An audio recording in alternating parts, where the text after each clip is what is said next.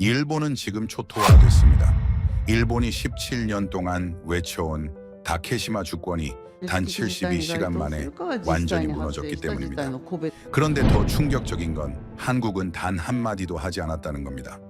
도대체 누가 일본을 무너뜨렸고 왜 한국이 가만히 있었는데도 국제 질서가 뒤집힌 걸까요? 그 답을 지금 공개합니다. 그 전에 여러분의 좋아요와 구독은 영상 제작에 큰 도움이 됩니다. 2008년부터 2025년까지 17년 동안 일본 정부는 매년 외교청서에 같은 문장을 넣었습니다. 다케시마는 일본 고유의 영토다. 방위백서에도 21년 연속 같은 내용이 들어갔죠. 저는 2018년부터 2022년까지 주한미국 대사관에서 정무공사로 일했습니다. 그 4년 동안 매년 봄이 되면 같은 패턴이 반복됐어요. 일본이 외교청서를 발표하고 한국 외교부가 성명을 내고 주한 일본 대사를 불러서 항의하는 거죠. 한국 외교부 동북아국장이었던 김 국장님과 자주 커피를 마셨는데 2020년 4월쯤이었나요? 그분이 이런 말을 하시더군요. 캠벨 공사님, 솔직히 이제 지쳤어요. 17년째 같은 말을 반복하는 일본도 17년째 같은 항의를 하는 우리도요. 언제까지 이래야 할까요?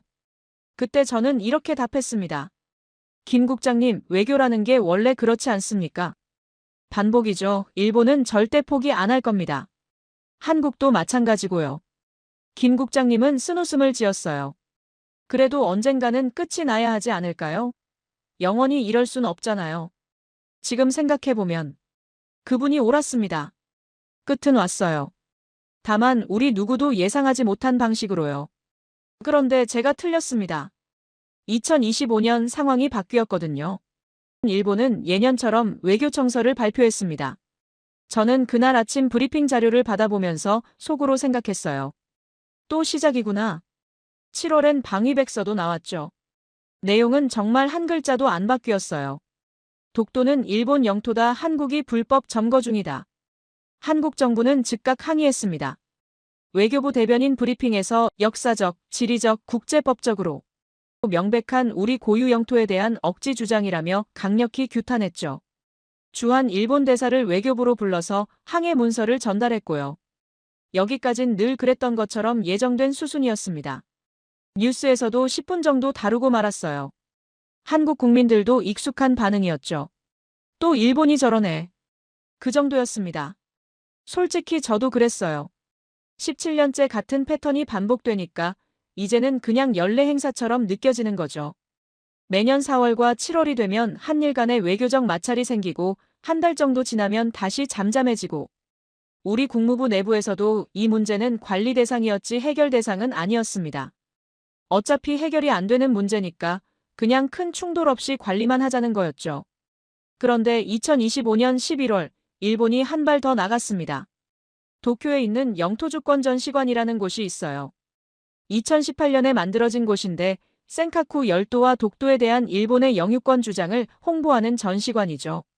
원래는 작은 공간이었는데 11월 중순에 갑자기 독도 관련 전시 공간을 2배로 확장한 겁니다. 단순히 공간만 넓힌 게 아니었어요. 새로운 전시물을 추가했습니다. 1905년 시마네현 고시 문서 복제본, 독도를 다케시마라고 표기한 각종 지도들, 그리고 한국의 불법 점거 역사라는 타임라인까지요.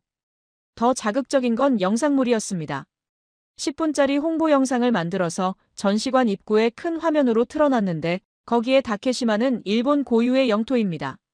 한국이 1954년부터 불법으로 점거하고 있습니다라는 자막이 한국어, 영어, 중국어로 나오는 거예요. 저는 그 소식을 듣고 바로 도쿄 주재 우리 대사관에 연락했습니다. 이거 뭡니까? 왜 지금 이런 거랍니까? 도쿄 대사관 참사관이 답했어요. 차관보님, 일본 외무성도 당황하는 분위기입니다. 이건 총리실 주도로 진행된 일이라고 하더군요. 외무성은 사전에 브리핑도 제대로 못 받았다고 합니다. 집권 이후 계속 강경한 발언을 해왔던 인물이죠.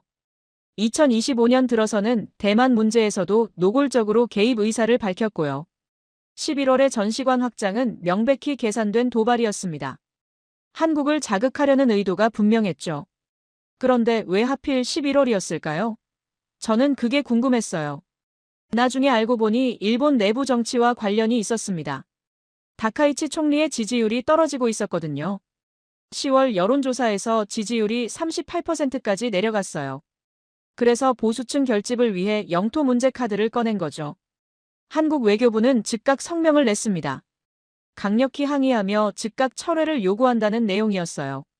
주한 일본 대사를 불러서 항의하는 것까지는 늘 하던 대로였습니다.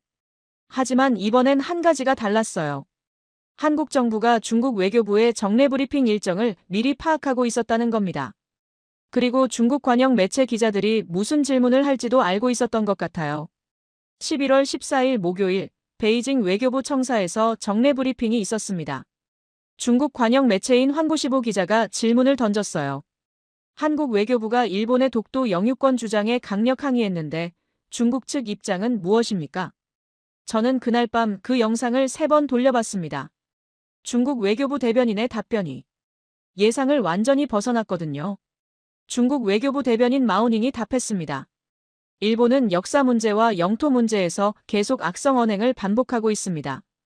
이는 주변 국가들의 경계와 불만, 그리고 항의를 야기하고 있습니다. 우리는 일본이 침략 역사를 깊이 반성하고 실제 행동으로 아시아 이웃 국가들과 국제사회의 신뢰를 얻기를 촉구합니다. 독도라는 단어는 직접 언급하지 않았습니다. 하지만 맥락상 명확했죠. 중국이 일본의 독도 영유권 주장을 악성 언행으로 규정한 겁니다. 저는 그 영상을 보면서 소름이 돋았어요. 왜냐하면 중국은 지금까지 독도 문제에 절대 개입하지 않았거든요. 한일 양국 간의 문제라며 중립을 지켜왔던 나라였습니다. 이명박 대통령이 독도를 방문했을 때도 2019년 일본이 화이트리스트에서 한국을 제외했을 때도 중국은 한마디도 하지 않았어요. 양국이 대화로 해결하기 바란다는 원론적인 입장만 반복했죠. 그런 중국이 갑자기 일본을 악성 언행이라고 표현했습니다. 그것도 한국이 항의한 직후예요. 저는 즉시 우리 국무부 동아시아팀 전체를 긴급 소집했습니다. 워싱턴 시간으로 새벽 3시였어요. 팀원들이 졸린 눈을 비비며 화상회의에 접속했습니다. 이게 무슨 상황입니까? 중국이 왜 독도 문제에 개입합니까? 중국 담당 데스크 오피서인 메리천이 답했습니다. 그녀는 베이징에서 5년간 근무한 경험이 있는 베테랑이었죠. 차관보님, 이건 독도 때문이 아닙니다. 대만 때문이에요. 중국이 일본을 압박하기 위해 쓸 수 있는 카드를 모두 꺼내들고 있는 겁니다. 그제야 퍼즐이 맞춰지기 시작했습니다. 사실 11월 초부터 중일 관계는 심각하게 악화되고 있었어요. 발단은 11월 7일이었습니다. 2025년 11월 7일 오후 2시 도쿄 총리 관저에서 다카이치 총리가 기자회견을 열었습니다. 한 기자가 질문했어요. 총리님, 만약 중국이 대만을 침공한다면 일본은 어떻게 대응하시겠습니까? 다카이치 총리는 잠시 멈칫했습니다. 그리고는 또박또박 답했죠. 대만 유사시는 일본에 있어서 존리비기 사태가 될 수 있습니다. 우리 헌법 제9조는 자위권 행사를 인정하고 있습니다. 따라서 자위대의 무력 개입도 검토할 수 있다고 생각합니다. 회견장이 술렁였습니다. 현직 일본 총리로서는 처음으로 대만 문제의 무력 개입 가능성을 공개적으로 언급한 거였거든요. 물론 그 전에도 일본 정치인들이 비슷한 발언을 한 적은 있었어요.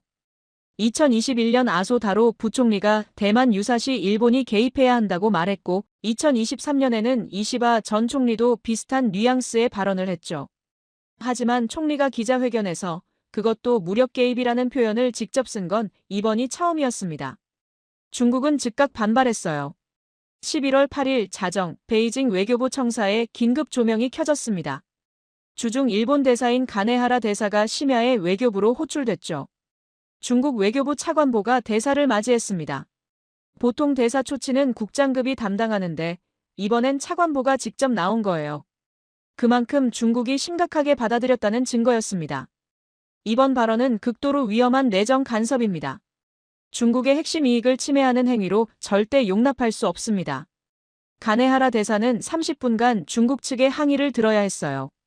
그는 나중에 도쿄 본부에 보고하면서 20년 외교관 생활 중 가장 강도 높은 항의였다고 썼다고 합니다.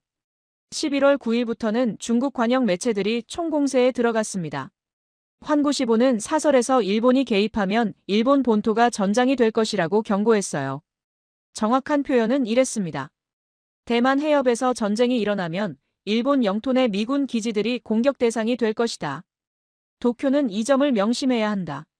중국 중앙텔레비전 소셜미디어 계정은 더 노골적이었습니다.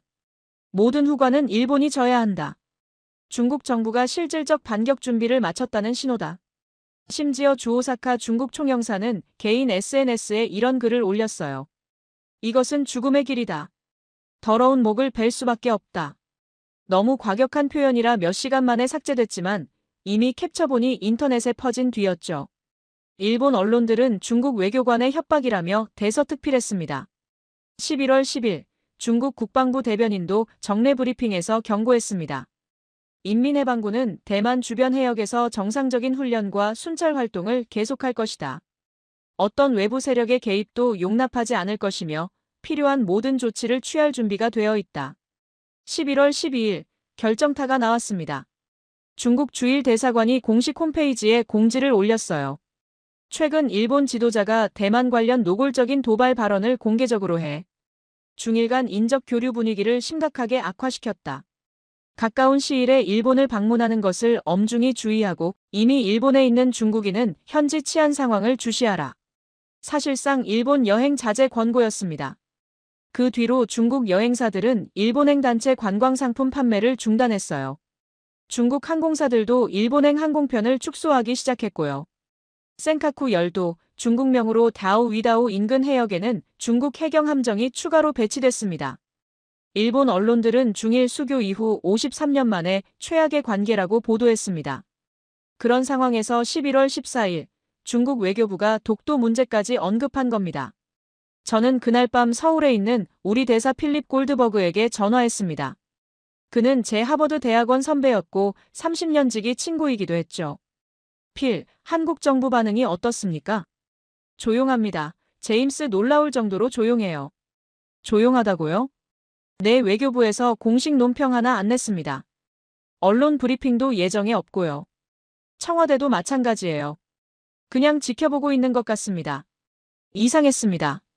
17년 동안 일본의 도발에 즉각 반응했던 한국이 중국이 자기 편을 들어줬는데 아무 말도 안 한다는 게요. 필, 혹시 한국 정부가 미리 알고 있었던 건 아닐까요? 전화 저편에서 잠시 침묵이 흘렀습니다. 제임스, 나도 그 생각했어요. 그런데 확인할 방법이 없습니다. 한국 외교부에 물어봐도 우리는 중국의 발언을 환영한다는 원론적인 답변만 하고 있어요. 그런데 다음 날 더 이상한 일이 벌어졌습니다. 11월 15일 금요일 오전 한국 대통령실에서 한 가지 발표를 했습니다. 한국 대통령실 브리핑룸에서 대변인이 나왔습니다. 저는 실시간 중계를 보고 있었어요. 무슨 이야기가 나올지 궁금했거든요. 중국이 독도 문제에서 한국 편을 들어준 지 24시간이 지났는데 한국 정부가 아직까지 아무 반응도 안 한 상태였으니까요. 대변인이 입을 열었습니다. 정부는 동북아 3국 공식 표기 순서를 한중일로 통일하기로 결정했습니다. 저는 귀를 의심했습니다. 뭐라고요? 지금 독도 이야기를 할 줄 알았는데 국가 표기 순서 이야기를 하고 있다고요? 대변인은 계속 설명했습니다. 이전 정부에서는 한일중과 한중일 표기가 혼용되면서 어느 나라와 더 가깝냐는 소모적인 논란이 있었습니다. 이번 조치는 불필요한 논란을 없애고 실용 외교를 강조하기 위한 것입니다. 그게 끝이었습니다. 독도에 대한 언급은 한마디도 없었어요.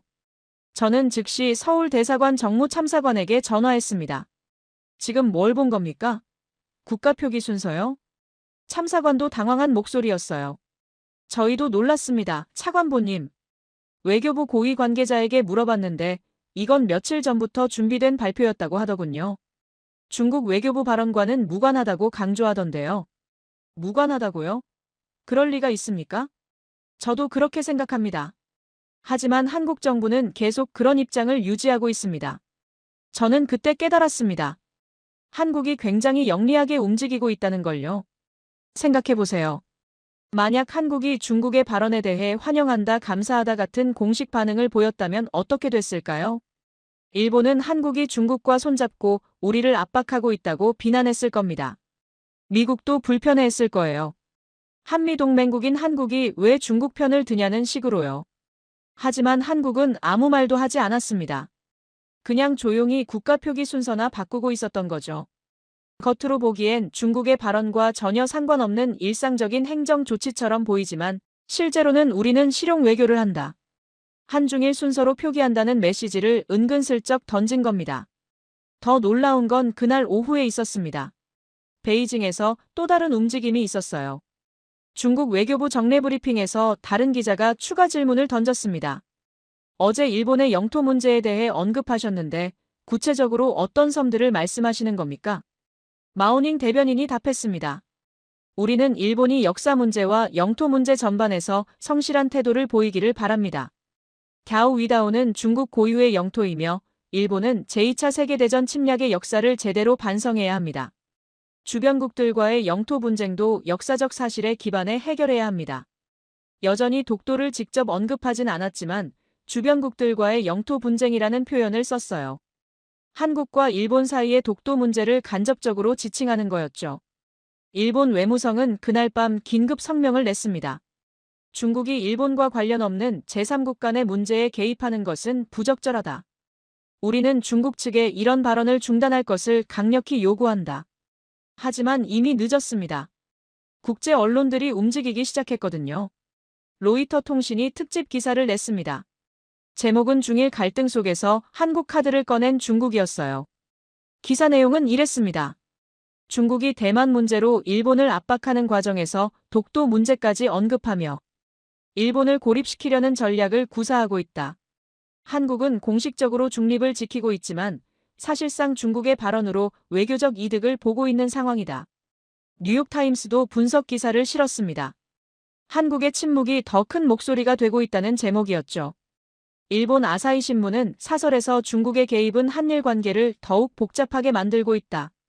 일본 정부는 독도 문제에서 국제사회의 지지를 얻기 위한 새로운 전략이 필요하다고 썼습니다. 저는 그 주말 내내 보고서를 읽고 또 읽었습니다. 상황을 정리해보니 이랬어요. 첫째, 일본은 대만 문제로 중국과 정면 충돌 중이었습니다. 여행 자제 권고, 센카쿠 순찰 강화, 경제 제재 가능성까지 거론되는 상황이었죠. 둘째, 그 와중에 일본이 독도 전시관까지 확장하면서 한국도 자극했습니다. 타이밍이 최악이었어요. 셋째, 중국은 일본을 압박하는 카드로 독도 문제까지 끌어들였습니다. 직접 언급은 피하면서도 악성 언행 주변국 영토 분쟁 같은 표현으로 메시지를 전달했죠. 넷째, 한국은 아무것도 하지 않았습니다. 공식 성명도 없고 환영 표시도 없고 그냥 조용히 지켜만 봤어요. 대신 한중일 표기 통일 같은 간접적인 신호만 보냈죠. 결과적으로 일본은 대만과 독도 두 전선에서 동시에 싸워야 하는 상황이 됐습니다. 중국이라는 거대한 적과 맞서는 동시에 한국이라는 우방국과도 긴장 관계를 유지해야 했던 거죠. 저는 국무장관 브리핑에 참석했습니다. 장관님이 물었어요. 캠벨 차관보, 이 상황을 어떻게 봅니까?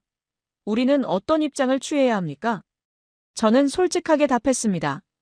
장관님, 우리가 개입할 수 있는 여지가 거의 없습니다. 일본은 우리 동맹국이지만 대만 문제에서 너무 앞서 나가서 중국을 자극했어요. 한국도 우리 동맹국인데 독도 문제에서는 일본이 명백히 도발한 측입니다.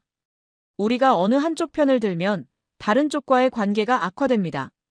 그럼 우리는 그냥 지켜보기만 하자는 겁니까? 지금으로선 그게 최선입니다. 다만 일본에게는 조용히 조언할 필요가 있습니다. 독도 문제를 지금 이 타이밍에 부각시킨 건 전략적 실수였다고요. 장관님은 고개를 끄덕였습니다. 알겠습니다. 도쿄 대사관에 지시하세요. 일본 외무성에 우리 우려를 전달하라고요. 하지만 상황은 우리 예상보다 훨씬 빠르게 악화되고 있었습니다. 중국 상무부가 발표를 했어요. 일본산 수산물에 대한 검역을 강화한다. 방사능 오염 우려가 있는 품목에 대해서는 통관 시간이 지연될 수 있다. 사실상 경제 제재의 시작이었습니다. 2011년 후쿠시마 원전 사고 이후 일본 수산물은 계속 논란이 있었지만 중국이 공식적으로 검역 강화를 발표한 건 처음이었어요. 일본 수산업계가 패닉에 빠졌습니다. 중국은 일본 수산물 수출의 22%를 차지하는 최대 시장이거든요. 홋카이도 어민들은 이러다 파산한다며 일본 정부에 항의했습니다. 같은 날 오후 중국 해경국이 발표했습니다. 때 노이다오 인근 해역에서 정상적인 순찰 활동을 강화한다. 실제로 센카쿠 열도 주변에 중국 해경 함정 4척이 추가로 배치됐어요. 일본 해상보안청 순시선과 거리 500m까지 접근하는 상황도 발생했습니다. 일본은 완전히 수세에 몰렸습니다. 도쿄 총리 관저에서 긴급 안보 회의가 열렸습니다. 저는 그날 회의 내용을 직접 알 수는 없었지만 나중에 일본 외무성 고위 관계자를 통해 대략적인 분위기를 전해 들었어요. 다카이치 총리가 먼저 입을 열었다고 합니다. 현재 상황을 정리해 주십시오. 외무성 사무차관이 보고했습니다. 중국과의 관계가 급속히 악화되고 있습니다. 여행 자제 권고로 중국인 관광객이 70% 감소했고 수산물 검역 강화로 수출이 막히고 있습니다. 센카쿠 주변 긴장도 고조되고 있고요. 한국은요? 한국은 공식적으로는 조용합니다. 하지만 중국의 독도 발언 이후 국제 여론이 우리에게 불리하게 형성되고 있습니다. 특히 유럽 언론들이 우리를 비판적으로 보도하고 있습니다. 다카이치 총리는 잠시 침묵했다고 해요. 그리고는 방위성 장관에게 물었죠. 만약 상황이 더 악화되면 어떻게 됩니까? 중국이 경제 제재를 확대할 경우 우리 경제에 심각한 타격이 예상됩니다. 중국은 우리 수출의 19%를 차지하는 최대 무역 상대국입니다. 피토류 공급도 중국 의존도가 58%에 달합니다. 숫자가 나오자 회의실 분위기가 무거워졌다고 합니다. 재무성 장관이 추가로 보고했어요. 이미 일본 기업들이 불안해하고 있습니다. 도요타, 파나소닉, 소니 등 중국에 공장을 둔 기업들은 생산 차질을 우려하고 있고요. 일본 증시도 3일 연속 하락했습니다. 다카이치 총리가 물었습니다. 미국은 어떤 입장입니까? 미국은 관망하고 있습니다. 우리가 먼저 대만 문제를 거론한 데 대해 불편한 기색을 보이고 있습니다. 동맹국이지만 이번 건에서 적극적으로 우리 편을 들어주진 않을 것 같습니다. 외무성 차관이 조심스럽게 말했습니다. 총리님, 독도 전시관 확장건은 철회하는 게 어떻겠습니까? 그것만으로도 한국과의 관계를 일단 안정시킬 수 있습니다. 다카이치 총리는 고개를 저었다고 합니다.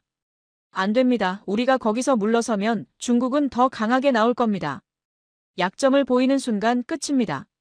하지만 총리의 강경론은 오래가지 못했어요. 결정타가 날아왔습니다. 중국 공산당 기관지 인민일보가 일면 사설을 실었어요. 제목은 일본은 역사를 직시하라였습니다. 사설 내용은 강력했습니다. 일본은 제2차 세계대전 침략의 역사를 반성하지 않고 있다. 대만 문제에 개입하겠다는 발언은 전후 국제 질서에 대한 도전이다. 독도 문제에서도 한국의 주권을 존중하지 않고 있다. 일본이 이런 태도를 계속한다면 중국은 필요한 모든 조치를 취할 것이다. 인민일보가 일면 사설을 싣는 건 중국 공산당의 공식 입장이라는 뜻입니다. 더 이상 외교부 대변인의 발언 수준이 아니었어요. 중국 정부 전체의 의지가 담긴 메시지였죠. 그리고 그 사설에서 처음으로 독도라는 단어가 명시적으로 등장했습니다. 중국어 표기로 두다오라고 썼어요. 일본식 표현인 다케시마가 아니라 한국식 표현을 쓴 겁니다. 이건 엄청난 의미였습니다. 중국이 공식적으로 독도 명칭에서 한국 편을 든 거였거든요. 일본 외무성은 즉각 베이징 주재 일본 대사관에 지시했습니다. 중국 외교부에 항의하라고요. 하지만 중국은 아예 대응하지 않았습니다. 우리는 역사적 사실을 말한 것뿐이라는 짧은 답변만 돌아왔죠. 같은 날 오후 한국에서도 움직임이 있었습니다. 한국 외교부가 정례 브리핑에서 처음으로 입을 열었어요. 독도는 역사적, 지리적, 국제법적으로 명백한 대한민국 고유의 영토입니다. 일본이 독도에 대해 부당한 영유권 주장을 반복하는 것은 유감스러운 일입니다. 우리는 국제사회가 역사적 사실을 올바르게 인식하기를 바랍니다. 여전히 중국을 직접 언급하지는 않았지만 국제사회가 역사적 사실을 올바르게 인식하기를 바란다는 표현이 들어갔어요. 중국의 발언을 간접적으로 환영하는 뉘앙스였죠. 일본 정부는 이제 완전히 궁지에 몰렸습니다. 대만 문제로 중국과 대립하고 독도 문제로 한국과도 긴장하고 경제 제재 위협까지 받고 국제 여론도 불리하고 미국도 적극적으로 도와주지 않고 일본 자민당 내부에서 반란이 일어났습니다. 자민당 의원 37명이 모여서 성명을 발표했어요.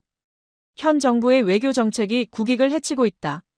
중국과의 관계 개선이 시급하며 불필요한 영토 분쟁 확대는 자제해야 한다. 사실상 다카이치 총리에 대한 반기였습니다. 여당 내부에서조차 총리를 비판하는 목소리가 나온 거죠. 일본 언론들도 돌아섰습니다. 요미우리 신문은 사설에서 외교적 고립을 자초한 정부의 책임이 크다고 비판했고, 마이니치 신문은 대만 발언과 독도 전시관 확장을 동시에 추진한 것은 전략적 실수라고 지적했습니다. 여론조사 결과도 나왔어요. 다카이치 내각 지지율이 28%로 떨어졌습니다. 한 달 사이에 10%포인트가 하락한 겁니다. 다카이치 총리는 결단을 내려야 했습니다. 총리 관저에서 긴급 기자회견이 열렸어요. 저는 새벽 4시에 일어나서 생중계를 봤습니다. 다카이치 총리가 단상에 섰습니다. 표정이 굳어 있었어요. 국민 여러분께 말씀드립니다. 최근 중국과의 관계가 어려움을 겪고 있습니다. 이는 우리 국익에 도움이 되지 않습니다. 여기서 잠시 멈췄습니다. 심호흡을 한번 하고는 계속 말했죠. 따라서 정부는 중국과의 대화 채널을 복원하기 위해 노력할 것입니다. 외무성 국장급 인사를 베이징에 파견하여 관계 개선을 모색하겠습니다. 기자들이 술렁였습니다. 한 기자가 질문을 던졌어요. 총리님, 독도 전시관 확장건은 어떻게 하시겠습니까? 다카이치 총리는 잠시 말을 잇지 못했습니다. 그리고는 이렇게 답했어요. 그 부분은 검토하겠습니다. 명확한 답변을 피한 겁니다. 하지만 그 순간 모두가 알았죠. 일본이 물러서기 시작했다는 걸요. 저는 그 장면을 보면서 생각했습니다. 17년 동안 일본은 매년 같은 주장을 반복했어요. 독도는 일본 땅이라고, 한국이 불법 점거하고 있다고. 그렇게 집요하게, 끈질기게 밀어붙였죠. 한국도 17년 동안 같은 대응을 했습니다. 항의하고 반박하고 자기 입장을 되풀이했어요. 주말인데도 일을 해야 했어요. 동아시아 상황이 너무 빠르게 변하고 있었거든요. 책상 위에는 각국 대사관에서 올라온 보고서들이 쌓여 있었습니다. 저는 그 중에서 도쿄 대사관이 보낸 경제 분석 보고서를 집어들었어요. 제목은 간단했습니다. 중일 갈등의 경제적 영향 분석. 첫 페이지를 넘기자마자 숫자들이 눈에 들어왔습니다.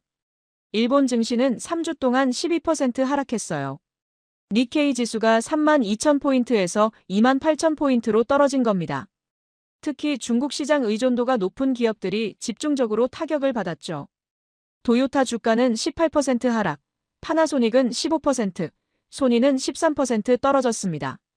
중국인 관광객 감소는 더 심각했어요. 11월 첫째 주 대비 셋째 주에 73%가 줄었습니다. 도쿄 긴자거리의 명품점들은 매출이 절반으로 떨어졌고, 오사카 도톤보리의 음식점들은 30% 이상 손님이 줄었어요. 한 달 전만 해도 중국인 단체 관광객들로 북적였던 곳들이 텅텅 비어버린 겁니다. 홋카이도 어민들은 더 절박했습니다. 중국의 수산물 검역 강화로 게 수출이 완전히 막혔거든요. 홋카이도산 대게는 중국 수출이 전체의 41%를 차지했는데 그게 하루아침에 제로가 됐어요. 삿포로 수산시장 조합장이 기자회견을 열었습니다. 70대 노인이었는데 카메라 앞에서 눈물을 흘렸어요. 우리는 정치를 모릅니다. 그냥 물고기를 잡아서 팔 뿐입니다. 왜 우리가 이런 고통을 받아야 합니까? 일본 관광청이 긴급 발표를 했습니다. 11월 중국인 관광객 수가 전년 동기 대비 68% 감소했다고요. 금액으로 따지면 주당 1,200억엔의 손실이었습니다. 한국 돈으로 약 1조 2천억 원이죠. 한 달이면 5조 원 가까운 손실입니다. 저는 보고서를 읽으면서 한숨을 쉬었습니다. 숫자가 이렇게 명확하게 나오는데 일본 정부는 왜 아직도 강경 입장을 고수하고 있는 걸까요? 그때 제 휴대전화가 울렸습니다. 서울의 필립 골드버그 대사였어요. 제임스, 한국 경제 데이터 봤어? 아니요, 무슨 일입니까? 한국은 반대로 가고 있어. 중국 관광객이 늘고 있다고. 저는 깜짝 놀랐습니다. 늘고 있다고요? 11월 들어서 전월 대비 23% 증가했대. 중국인들이 일본 대신 한국으로 오고 있는 거야. 면세점 매출도 급증하고 있고. 저는 즉시 서울 대사관 경제 담당관에게 연락했습니다. 지금 상황 정리해서 보고서 올려주세요. 30분 후 이메일로 보고서가 도착했습니다. 한국관광공사 발표에 따르면 11월 첫째 주부터 셋째 주까지 중국인 관광객이 매주 증가세를 보이고 있었어요. 특히 20대에서 40대 중국인들이 일본 대신 한국을 선택하고 있었습니다. 서울 명동거리는 중국어가 넘쳐났고 제주도 면세점은 대기 시간이 2시간으로 늘었다고 합니다. 한국 화장품 업체들의 중국 수출도 급증했어요. 11월 수출액이 전월 대비 19% 증가했습니다. 중국 소비자들이 일본 제품 대신 한국 제품을 사기 시작한 거죠. 더 흥미로운 건 반도체와 디스플레이 분야였습니다. 일본 기업들이 중국에 수출하던 고급 부품과 소재들이 막히면서 중국 기업들이 한국 기업에 긴급 문의를 하기 시작했어요. 삼성전자와 SK하이닉스, LG디스플레이에 주문이 몰렸습니다. 한국 기업들은 조용히 물량을 늘렸습니다. 공식 발표는 없었지만 실제로 생산 라인 가동률을 높이고 있었어요. 저는 보고서를 읽으면서 웃음이 나왔습니다. 한국은 정말 아무 말도 하지 않고 있었어요. 독도에 대한 추가 성명도 없고 중국을 공개적으로 지지한다는 발표도 없었습니다. 그냥 조용히 실리를 챙기고 있었던 겁니다. 일본 경제산업성이 긴급회의를 소집했습니다. 일본 주요 기업 대표 30명이 모였어요. 도요타, 소니, 파나소닉, 미쓰비시, 혼다 같은 대기업들이었죠. 한 일본 기자가 나중에 저에게 그날 회의 분위기를 전해줬습니다. 도요타 부회장이 말했다고 해요. 우리 중국 공장 가동률이 떨어지고 있습니다. 부품 공급이 지연되고 통관 시간이 평소의 3배로 늘었습니다. 이 상태가 한 달만 더 가면 생산 차질이 불가피합니다. 소니 전무도 발언했습니다. 중국 시장 매출이 14% 감소했습니다. 중국 소비자들이 우리 제품 불매 운동을 시작했습니다. SNS에서 일본 제품 대신 한국 제품을 사자는 캠페인이 번지고 있습니다. 파나소닉 상무가 덧붙였어요. 배터리 원자재인 리튬 수입도 문제입니다. 중국이 통관을 지연시키고 있어서 재고가 빠르게 줄고 있습니다. 다음 달부터는 생산량을 줄여야 할 수도 있습니다. 경제산업성 장관이 물었습니다. 대안이 있습니까? 도요타 부회장이 답했다고 합니다. 장관님, 솔직히 말씀드리겠습니다. 중국 시장 없이는 우리 기업들이 살아남기 어렵습니다. 중국은 세계 최대 자동차 시장입니다. 우리 글로벌 매출의 25%가 중국에서 나옵니다. 회의실이 조용해졌다고 해요. 그날 오후 일본 경제단체 연합회, 즉 게이달렌 회장이 총리 관저를 방문했습니다. 공식 발표는 없었지만 그 자리에서 무슨 이야기가 오갔는지는 뻔했죠. 경제계가 정부에 압력을 넣기 시작한 겁니다. 그 같은 날 저녁, 저는 국무장관에게 전화를 받았습니다. 캠벨, 일본 대사가 오늘 우리 국무부에 연락했어. 비공식적으로 한국 정부와 대화 채널을 열고 싶다고 하더군. 한국과요? 그래, 독도 문제를 조용히 봉합하고 싶어 하는 것 같아. 우리가 중재를 해줄 수 있냐고 물어보던데. 저는 잠시 생각했습니다. 장관님, 한국 입장에서는 지금 중재를 받아들일 이유가 없습니다. 현재 상황이 한국에 유리하게 돌아가고 있으니까요. 그럼 일본은 어떻게 해야 하지? 일본이 먼저 양보해야 합니다. 독도 전시관을 폐쇄하든지 최소한 축소하든지 해야죠. 그래야 한국이 대화 테이블에 앉을 겁니다. 장관님이 한숨을 쉬었습니다. 일본도 참 답답하네. 왜 진작 그렇게 하지 않았을까? 저는 속으로 생각했어요. 외교란 타이밍입니다. 일본은 타이밍을 완전히 놓쳤어요. 화요일, 결정적인 숫자가 발표됐습니다. 일본 내각부가 11월 경제 전망을 하향 조정했어요. 4분기 성장률 전망을 1.2%에서 0.7%로 낮췄습니다. 이유는 명확했습니다. 중국과의 관계 악화로 인한 수출 감소 및 관광 수입 급감. 같은 날 한국기획재정부는 반대로 성장률 전망을 상향 조정했습니다. 0.8%에서 1.1%로요. 이유 역시 명확했어요. 중국 관광객 증가 및 수출 호조. 숫자가 모든 걸 말해주고 있었습니다. 일본은 무너지고 있었고 한국은 올라가고 있었습니다. 그리고 이 모든 게 단 2주 만에 일어난 일이었어요. 저는 그날 밤 사무실에서 창밖을 바라봤습니다. 워싱턴의 야경이 보였어요. 17년 동안 일본은 독도를 자기네 땅이라고 우겼습니다. 매년 외교청서에 쓰고 방위백서에 쓰고 교과서에도 싸고 전시관까지 만들었죠. 한국은 17년 동안 항의했습니다. 매번 똑같이 반박하고 주장하고 증명하려고 애썼어요. 하지만 결국 상황을 바꾼 건 다른 요인이었습니다. 일본이 대만 카드를 잘못 꺼냈고 중국이 그걸 이용했고 한국은 조용히 지켜보다가 모든 실리를 챙겼습니다. 외교란 결국 타이밍과 숫자의 게임이라는 걸 저는 그때 다시 한번 깨달았습니다. 저는 긴급 이메일 한 통을 받았습니다. 발신자는 일본 외무성 아시아 태평양 국장 가나이 마사키였어요. 제가 주한 미국 대사관에서 일할 때 자주 만났던 인물이죠. 이메일은 짧았습니다. 캠벨 차관보님, 조용히 만날 수 있을까요? 긴급한 상황입니다. 저는 즉시 답장을 보냈습니다. 오늘 오후 3시 워싱턴 조지타운의 그 카페에서 만나죠. 우리가 자주 가던 조용한 카페가 있었거든요. 공식 회의가 아닌 비공식 대화를 나눌 때 가던 곳이었습니다. 오후 3시 가나이 국장이 카페에 들어왔습니다. 얼굴이 많이 지쳐 보였어요. 원래 꼼꼼하게 매던 넥타이도 조금 흐트러져 있었습니다. 커피 드시겠습니까? 고맙습니다. 우리는 구석자리에 앉았습니다. 주문한 커피가 나올 때까지 아무 말도 하지 않았어요. 카페 안에 다른 손님이 없는지 확인한 뒤에야 가나이 국장이 입을 열었습니다. 캠벨 차관보님, 우리가 실수했습니다. 어떤 부분을 말씀하시는 겁니까? 모든 부분입니다. 대만 발언도, 독도 전시관 확장도, 타이밍도 전부요. 가나이 국장은 한숨을 쉬었습니다. 솔직히 말씀드리면 외무성은 반대했습니다. 총리실이 밀어붙인 일이었어요. 우리는 경고했습니다. 지금은 타이밍이 아니라고, 중국을 자극하면 안 된다고요. 하지만 총리는 듣지 않으셨죠. 네, 다카이치 총리는 강경론자입니다.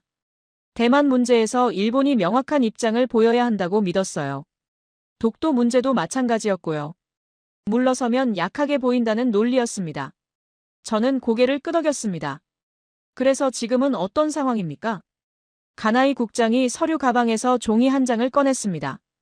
일본 외무성 내부 보고서였어요. 이거 보십시오. 지난 2주간의 경제 손실입니다. 저는 그 종이를 받아들었습니다. 숫자들이 빼곡하게 적혀 있었어요. 관광 수입 손실 주당 1,200억 엔, 수출 감소 주당 800억 엔, 증시 시가총액 감소 47조 엔, 기업 신용 등급 하락 도요타, 소니 등 12개 기업. 2주 만에 이 정도입니까? 네, 그리고 이건 시작에 불과합니다. 중국이 본격적으로 경제 제재에 나서면 우리는 버티지 못합니다. 더 큰 문제는 국내 여론입니다. 자민당 내부에서 총리에 대한 불신임 움직임이 시작됐습니다. 경제계는 아예 등을 돌렸고요. 어민들은 거리로 나와서 시위를 하고 있습니다. 그래서 저를 만나자고 하신 겁니까? 가나이 국장이 저를 똑바로 쳐다봤습니다. 한국과 대화 채널을 열고 싶습니다. 미국이 중재를 해줄 수 있습니까? 저는 잠시 생각했습니다. 솔직하게 말해야 할까, 아니면 외교적 수사를 써야 할까? 결국 솔직하게 말하기로 했어요. 가나이 국장은 제 오랜 지인이었으니까요. 국장님, 솔직히 말씀드리겠습니다.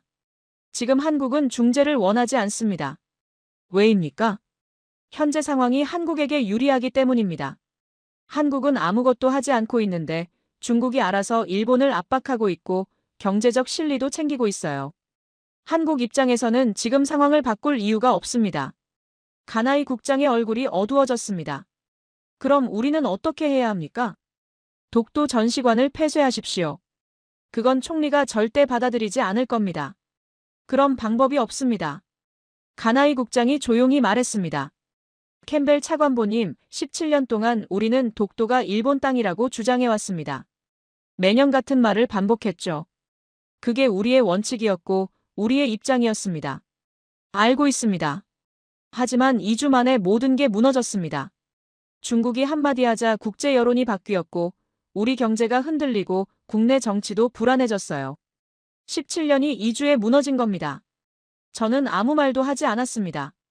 가나이 국장이 계속 말했어요. 제가 외교관 생활을 30년 했습니다. 그동안 배운 게 하나 있다면 원칙도 중요하지만 현실은 더 중요하다는 겁니다. 우리는 원칙만 지키다가 현실을 잃어버렸습니다. 국장님이 그런 말씀을 하시다니 놀랍네요. 저도 놀랍습니다. 하지만 이게 제 솔직한 심정입니다. 가나이 국장은 가방을 챙기며 일어섰습니다. 차관보님, 혹시 서울대사에게 연락할 수 있습니까? 비공식적으로요. 해보겠습니다. 하지만 약속은 못 드립니다. 알고 있습니다. 감사합니다. 그가 카페를 나갔습니다. 저는 혼자 남아서 창밖을 바라봤어요. 외교란 참 잔인한 게임이라는 생각이 들었습니다. 그날 밤 저는 서울의 필립 골드버그 대사에게 전화했습니다. 필, 일본 외무성 국장을 만났어. 어떻던데? 완전히 무너져 있더군. 한국과 대화하고 싶다는데 카드가 없어. 전화 저편에서 필립이 웃었습니다. 제임스, 한국 외교부 차관을 어제 만났어. 완전히 여유롭더군. 아무 걱정이 없어 보였어. 뭐라고 하던가요? 독도 문제는 원래 우리 입장이 명확하다고 하더군. 역사적으로도 법적으로도 실효적으로도 우리 땅이라고. 일본이 17년 동안 뭐라고 하든 사실은 변하지 않는다고 했어.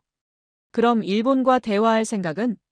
글쎄, 별로 관심 없어 보이던데. 지금 한국은 중국 관광객 늘어나고 수출 늘어나고 국제 여론도 좋아지고 있잖아. 굳이 일본과 대화해서 뭘 얻겠어? 저는 한숨을 쉬었습니다. 일본이 완전히 막다른 골목에 몰렸네. 그리고 제임스, 한 가지 더 재미있는 게 있어. 뭔데? 한국 외교부 차관이 나한테 슬쩍 물어보더군. 미국은 독도 문제에서 어떤 입장이냐고. 뭐라고 답했어? 나는 미국은 한일 양국이 대화로 해결하기를 바란다고 원론적으로 답했지. 그랬더니 차관이 웃으면서 이러더군. 그럼 일본이 먼저 대화 제안을 해야겠네요. 라고. 저는 웃음이 나왔습니다. 한국이 완전히 주도권을 쥐고 있네. 일본 내각에서 긴급회의가 열렸습니다. 저는 회의 내용을 직접 알 수 없었지만 다음날 일본 언론 보도를 통해 대략적인 내용을 파악할 수 있었어요. 다카이치 총리가 결단을 내렸다고 합니다. 독도 전시관을 일시적으로 재정비한다는 명목으로 사실상 폐쇄하기로 한 거예요. 공식적으로는 전시 내용을 보완하기 위한 임시휴관이라고 발표했지만 모두가 알았죠. 이건 사실상 항복 선언이라는 걸요. 같은 날 일본 외무성은 중국에 고위급 대표단을 파견하겠다고 발표했습니다. 중일 관계 개선을 위한 협의라는 명분이었어요. 일본 언론들은 이걸 굴욕 외교라고 비판했습니다. 보수 성향의 요미우리 신문조차 사설에서 정부가 너무 쉽게 물러섰다고 지적했어요. 하지만 숫자 앞에서는 원칙도 무너질 수밖에 없었습니다. 한국 외교부가 간단한 브리핑을 했습니다. 독도는 역사적, 지리적, 국제법적으로 명백한 대한민국 고유의 영토입니다. 이는 어떤 상황에서도 변하지 않는 사실입니다. 똑같은 말이었어요. 17년 동안 해온 그 말. 하지만 이번에는 무게가 달랐습니다. 중국이 일본을 압박했고, 일본이 물러섰고, 국제 여론이 바뀌었고, 한국은 한마디도 더 하지 않아도 되는 상황이 됐으니까요. 저는 그날 밤 사무실에서 지난 3주를 정리하는 보고서를 썼습니다. 제목은 이렇게 붙였어요. 72시간이 만든 새로운 동북아 질서 독도 사태 분석. 보고서의 결론 부분에 저는 이렇게 썼습니다. 2025년 11월 동북아시아 외교 지형이 근본적으로 변화했다. 일본은 대만 문제로 중국을 자극했고 중국은 독도 문제로 반격했으며 한국은 침묵으로 승리했다. 이 사건은 세 가지 교훈을 준다. 첫째, 외교에서 타이밍은 전략만큼 중요하다. 둘째, 원칙도 현실 앞에서는 굴절된다. 셋째, 때로는 말하지 않는 것이 가장 큰 목소리가 된다.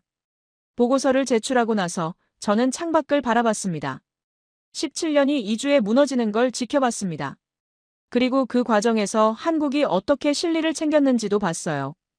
외교란 결국 인내와 타이밍의 게임이라는 걸 저는 이번 사건을 통해 다시 한번 배웠습니다.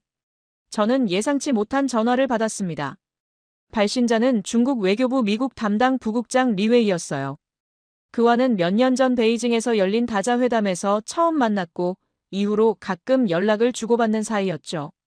캠벨 차관보님 잘 지내셨습니까? 잘 지냅니다, 리 부국장님. 무슨 일이십니까? 전화 너머로 리웨이가 웃는 소리가 들렸습니다.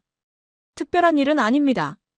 다만 최근 동북아시아 정세에 대해 미국 측 의견을 듣고 싶어서요. 저는 조심스럽게 답했습니다. 중국과 일본 간의 문제는 양국이 대화로 해결하기를 바랍니다. 물론이죠. 그런데 캠벨 차관보님, 한 가지 흥미로운 사실을 발견했습니다. 무엇입니까? 일본은 17년 동안 독도가 자기네 땅이라고 주장해왔습니다. 하지만 국제사회는 그 주장을 진지하게 받아들이지 않았어요. 왜일까요? 저는 대답하지 않았습니다. 실효적 지배가 없기 때문입니다. 독도에는 한국 경비대가 상주하고 있고 한국 등대가 작동하고 있으며 한국 우편 번호까지 있습니다. 일본이 아무리 종이에 글을 써도 현실은 바뀌지 않는 겁니다. 그래서 하시고 싶은 말씀이 뭡니까? 우리 중국도 비슷한 상황입니다. 다오 위다오를 실효적으로 지배하는 건 일본이지만 우리는 그게 우리 땅이라고 주장하죠. 하지만 우리는 일본과 다릅니다. 우리는 해경 함정을 보내고 순찰을 강화하고 실제 행동을 합니다. 저는 리웨이의 의도를 알 수 있었습니다. 이건 경고였어요. 중국이 센카쿠에서 더 강하게 나올 수 있다는 신호였죠. 리 부국장님, 상황을 더 악화시키는 건 누구에게도 도움이 되지 않습니다. 동의합니다. 그래서 일본이 현명한 선택을 하기를 바랍니다. 독도 전시관 폐쇄는 좋은 시작이었어요. 하지만 그것만으로는 부족합니다. 전화가 끊겼습니다. 저는 수화기를 내려놓고 한참 동안 생각에 잠겼어요. 중국은 승리를 확정짓고 싶어 했습니다. 일본을 더 압박해서 완전히 무릎 꿇리려는 거였죠. 같은 날 오후 베이징에서 움직임이 있었습니다. 중국 국방부가 발표를 했어요. 인민해방군 동부전구가 대만 해협 인근에서 대규모 군사훈련을 실시한다. 기간은 12월 1일부터 5일까지 5일간이다. 이건 명백한 무력 시위였습니다. 일본이 대만 개입을 말했으니 중국은 우리가 대만에서 뭘 할 수 있는지 보여주겠다는 메시지를 보낸 거예요. 일본 방위성은 즉각 비상경계령을 내렸습니다. 자위대 전투기들이 오키나와 기지에서 대기 태세에 들어갔고 이지스함들도 긴급 출항 준비를 시작했어요. 저는 즉시 국무장관에게 보고했습니다. 장관님, 상황이 심각해지고 있습니다. 중국이 군사훈련까지 들고 나왔습니다. 일본 반응은 방위성이 비상경계 태세입니다. 하지만 실제 대응 능력은 제한적입니다. 자위대는 중국군과 정면 충돌할 수 없으니까요. 장관님이 한숨을 쉬었습니다. 그럼 우리가 개입해야 하나? 그건 신중해야 합니다. 미일 동맹은 중요하지만 이번 사태는 일본이 자초한 면이 큽니다. 우리가 전면에 나서면 중국과의 관계가 악화될 수 있습니다. 인민해방군 전투기 48대가 대만 방공식별구역에 진입했어요. 항공모함 랴오닝호가 대만 동부 해역에 나타났고 미사일 구축함 6척이 호위했습니다. 대만은 패닉 상태에 빠졌습니다. 대만 국방부가 긴급 성명을 냈어요. 중국의 군사 도발을 강력히 규탄한다. 우리는 모든 침략 행위에 대응할 준비가 되어 있다. 하지만 모두가 알고 있었죠. 대만 혼자서는 중국군을 막을 수 없다는 걸요. 일본은 더 곤란한 입장이었습니다. 다카이치 총리가 대만 유사시 개입하겠다고 공언했지만 지금 당장 뭘 할 수 있는 게 없었거든요. 자위대를 출동시킬 수도 없고 그렇다고 가만히 있자니 체면이 말이 아니었죠. 일본 방위성은 상황을 예의주시하고 있다는 원론적인 입장만 반복했습니다. 일본 언론들이 정부를 공격하기 시작했어요. 아사히 신문 사설 큰소리만 치고 실제로는 아무것도 못하는 정부. 마이니치 신문 칼럼 대만 개입 발언이 오히려 지역 안보를 위협하고 있다. 산케이 신문 논평 중국에 빌미를 제공한 외교 참사. 보수 언론조차 정부를 비판하는 상황이었습니다. 일본 국회에서 야당이 총리에게 질문을 쏟아냈습니다. 저는 그날 국회 중계를 실시간으로 봤어요. 입헌민주당 대표가 날카롭게 물었습니다. 총리님은 대만 유사시 자위대가 개입할 수 있다고 하셨습니다. 그럼 지금 중국이 대만 주변에서 군사훈련을 하고 있는데 우리는 뭘 하고 있습니까? 다카이치 총리가 답했습니다. 현재 상황을 면밀히 주시하고 있으며 미국과 긴밀히 협의하고 있습니다. 그게 개입입니까? 주시하는 게 개입입니까? 현 단계에서는 답변이 안 되고 있습니다. 총리님은 큰 소리만 치고 실제로는 아무것도 못하고 계십니다. 국회가 술렁였습니다. 여당 의원들도 고개를 숙이고 있었어요. 같은 날 오후 일본 경제계가 또다시 움직였습니다. 게이 달렌 회장이 기자회견을 열었어요. 표정이 심각했습니다. 중일 갈등이 장기화될 경우 일본 경제에 미치는 영향은 연간 8조 엔에 달할 것으로 추산됩니다. 이는 우리 국내 총생산의 1.5%에 해당합니다. 정부는 즉각 중국과의 관계 정상화에 나서야 합니다. 한국 돈으로 80조 원의 손실이었습니다. 어마어마한 숫자였죠. 일본 증시는 계속 하락했어요. 니케이 지수가 26,000포인트까지 떨어졌습니다. 한 달 사이에 19%가 증발한 겁니다. 외국 투자자들이 일본 주식을 팔아치우고 있었어요. 정치적 불안정과 중국 리스크 때문이었습니다. 반면 한국 증시는 상승세였습니다. 코스피 지수가 2650포인트를 돌파했어요. 중국 관광객 증가와 수출 호조 덕분이었죠. 외신들이 이런 대비를 주목했습니다. 파이낸셜 타임스 일본의 손실이 한국의 이득으로. 블룸버그 한국, 중일 갈등 속 경제적 수혜. 월스트리트 저널 침묵하는 한국의 실리 외교. 결정타가 날아왔습니다. 일본 자민당 의원 67명이 공동 성명을 발표했어요. 다카이치 내각의 외교 안보 정책은 국익을 심각하게 훼손하고 있다. 우리는 총리의 조속한 결단을 촉구한다. 사실상 퇴진 요구였습니다. 저는 그 뉴스를 보면서 도쿄 대사관에 전화했습니다. 지금 일본 분위기가 어떻습니까? 완전히 무너지고 있습니다. 차관보님. 여당 내부에서조차 총리를 지지하는 목소리가 거의 없습니다. 경제계는 등을 돌렸고 언론은 비판 일색이고 여론도 최악입니다. 총리가 버틸 수 있을까요? 어렵습니다. 길어야 한 달입니다. 전화를 끊고 나서 저는 창밖을 바라봤습니다. 17년 동안 일본은 독도가 자기네 땅이라고 주장했습니다. 매년 외교청서에 쓰고 방위백서에 쓰고 교과서에 넣고 전시관까지 만들었죠. 그 17년의 집념이 3주 만에 무너졌습니다. 대만 카드 하나를 잘못 꺼냈다가 모든 걸 잃은 겁니다. 독도도 잃고 경제도 잃고 국내 정치도 흔들리고 국제 위상도 추락했어요. 그리고 한국은 아무것도 하지 않았습니다. 한마디 더 하지 않았고 중국을 공개적으로 지지하지도 않았어요. 그냥 조용히 지켜보면서 중국 관광객을 받고 수출을 늘리고 실리를 챙겼습니다. 저는 그날 밤 보고서에 이렇게 썼습니다. 외교에서 가장 강력한 무기는 때로 침묵이다. 한국은 이 진리를 완벽하게 증명했다. 보고서를 완성하고 저는 창밖을 바라봤습니다. 일본 총리가 대만 개입을 언급했고 중국이 독도 카드로 반격했고 한국은 침묵으로 모든 걸 얻었습니다. 17년이 28일에 무너졌습니다. 그리고 새로운 현실이 시작됐죠. 독도는 한국 땅이라는 사실을 이제 일본도 인정할 수밖에 없게 됐습니다. 종이에 쓴 주장이 아니라 현실이 증명했으니까요. 저는 보고서 마지막 문장을 이렇게 끝맺었습니다. 때로 역사는 극적으로 바뀐다. 2025년 11월이 그랬다. 독도는 한국 땅이라는 진실이 마침내 세계가 인정하는 현실이 됐다. 역사는 말하는 자가 아니라 준비된 자의 편이었습니다. 여러분은 오늘의 이야기를 어떻게 보셨나요? 댓글로 남겨주세요.